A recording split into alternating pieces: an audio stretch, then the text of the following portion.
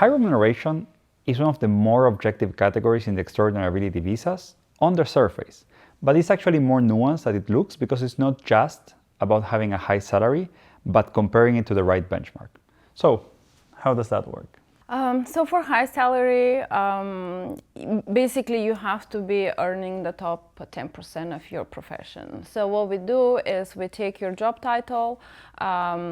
If you're earning your money in the United States, we look at the Department of Labor and Department of Labor's benchmarks, and we make sure that you're in the 90th percentile or the top 10% of your profession.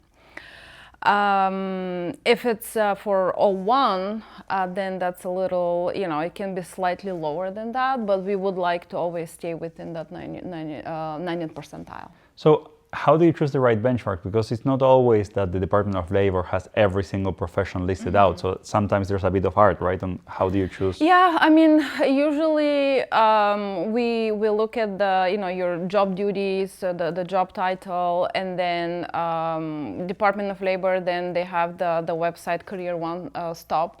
Where we can also look at the benchmarks there, and also where you are actually located, your local market, and in all that you have to be above the 90th percentile, basically nationally and locally.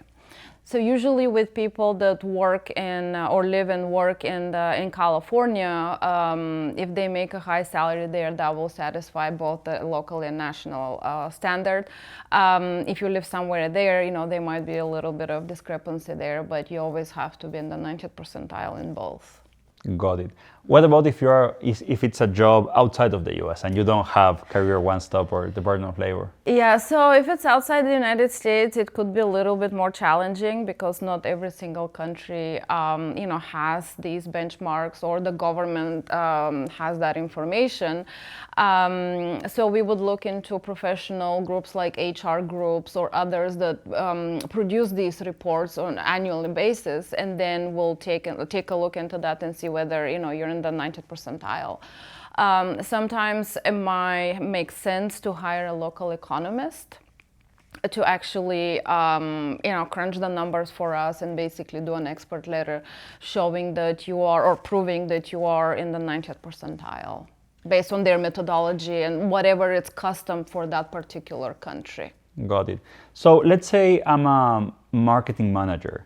Should I compare myself to marketing professionals, to marketing manager professionals? Like, what's the right benchmark? How do I think about that? So you should compare yourself to a marketing manager. So all the marketing managers in your field, that's your benchmark.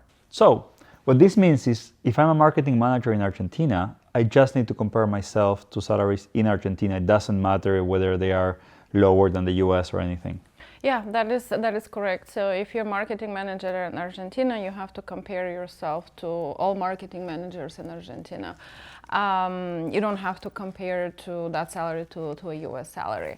And that applies to every other country. Okay, that's awesome. Okay, I have a few questions for you.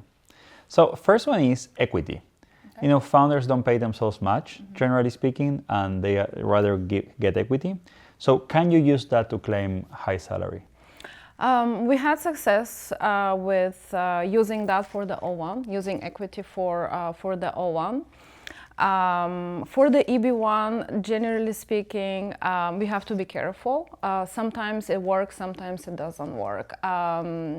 And because of the uncertainty, I would prefer not to use it for EB1. I would prefer to establish high salary with your base salary and bonus. And then if you have equity, of course, we can always add that to the argument.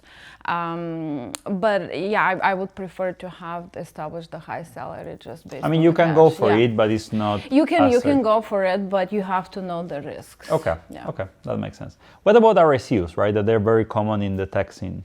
Yeah, RSUs is another one where we have to be careful with it. Generally, it's not part of the regulation. Again, I would prefer to establish high salary with your base and your bonus, and then we can add the RSU to the argument as well. Also, depending on how it's classified on your W-2. So each company has their own classifications. And then, I have done it a few times, and sometimes it works and sometimes it doesn't. Got it. And nowadays with remote work, right? Because the benchmarks, I'm working in Argentina, but I'm getting paid by a company in the US. Like, how do I compare that? Yeah, so that's another sort of gray area of things. Welcome to EB1. Yeah. Again, I mean, because you can get a pushback because technically you're paid, in the United States, or sometimes people have accounts here. You're paid in the United States, but you're working in Argentina. I'm not a fan of that. I'm not a fan of establishing high salary based on this scenario.